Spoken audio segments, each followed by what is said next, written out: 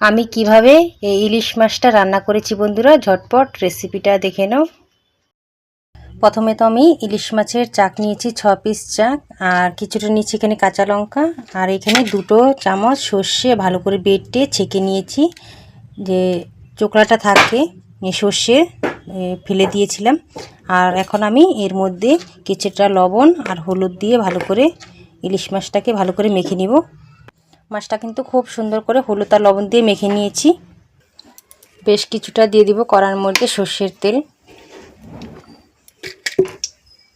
তেলের মধ্যে কিছুটা দিয়ে দিব কালো জিরে আর কেটে রাখা কিছুটা কাঁচা লঙ্কা আর কালো জিরেটা হালকা ভেজে নিয়েছি। এর মধ্যে এখন দিয়ে দিব কিছুটা হলুদ গুঁড়ো।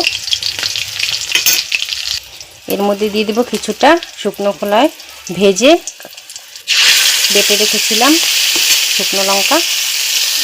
এই শুকনো লঙ্কাটা ভেজে নিয়েছি আমি এই জন্যই, খেতে কিন্তু ভীষণ ভালো লাগবে।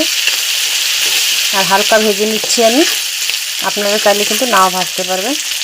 তো আমি শুকনো খোলায় প্রথমে এই জন্য ভেজেছি, খেতে কিন্তু ভীষণ ভালো লাগে, একটা শুকনো খোলার একটা সেন্ট আসে।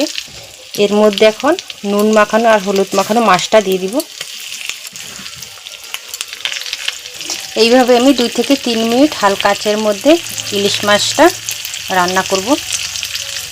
মাছটা কিন্তু হালকা ভেজে নিয়েছি 2 থেকে 3 মিনিট। এখন আমি এর মধ্যে কিছুটা দিয়ে দেবো জল।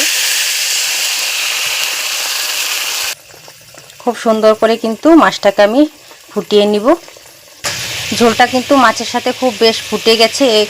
এইখানে এখন আমি দিয়ে দিব কিছুটা সর্ষে বেটে রেখেছিলাম, আর বেটে কিন্তু আমি ছেঁকে নিয়েছিলাম। আর সর্ষের যে ছুঁইটা ছোকলাটা ছিল ওটা ফেলে দিয়েছি। ভালো করে মিশিয়ে এখন আমি আবার 2 থেকে 3 মিনিট রান্নাটা করে নিব। রান্নাটা কিন্তু বেশ সুন্দর হয়ে রান্না হয়েছে,